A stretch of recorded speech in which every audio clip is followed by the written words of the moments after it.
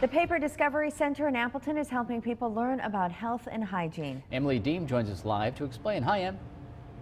Rachel and Pete, good morning to you. Pete, you know, you were talking about before that commercial where the dentist sneezed in his patient's face and his mouth is open. Yeah, it's not a pretty sight, and neither is this if someone sneezed right in your face. Look at all those droplets that are coming out containing bacteria. Could you just imagine? So next time you watch that commercial, think of that picture, okay? We're out here at the Paper Discovery Center. Isn't that a pretty sight? A couple days ago. Yeah, sorry. Yeah. Rachel, come on.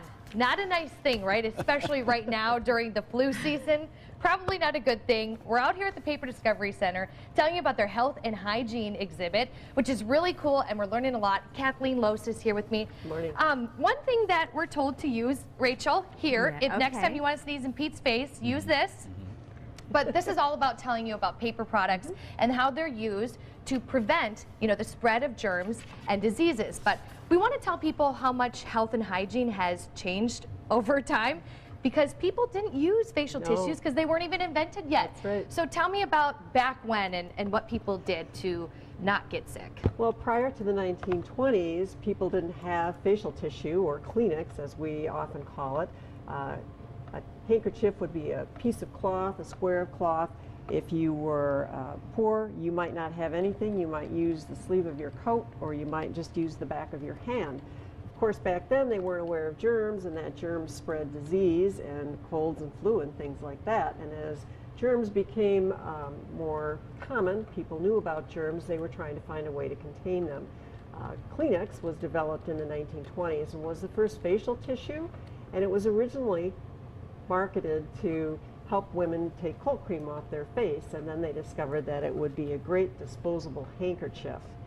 Yeah, it's just unbelievable to think of how things were, because most of us are so used to just being like, oh, I have a Kleenex, you know, right at my hand, and this is something that I can use. So, and it's really interesting to see all the facts, and people don't really realize, you know, where germs actually grow and what is going on. These we're able to dispose of, but the handkerchiefs people used, they would put it back in their pockets or keep them there. And if you look at this fact right here about the handkerchief, that if it wasn't washed after 1 day, it would have 3 times as much bacterium as a 2-day-old piece of meat. That's right. So, Kathleen, I'm kind of getting grossed out here, but it's good to know about this stuff. So you can come out and learn more. Kathleen's going to be with us again in the 6 o'clock hour. I'm going to tell you more about this quiz I've been taking, that health and hygiene knowledge, testing it. Let me just tell you the stuff I've been finding out. You don't want to know, because one question had, on a centimeter of your skin, how much bacteria is on just a centimeter of your skin, a piece of centimeter? It's a lot of germs, okay? It's a lot of bacteria. We'll tell you. thanks, Emily. See ya.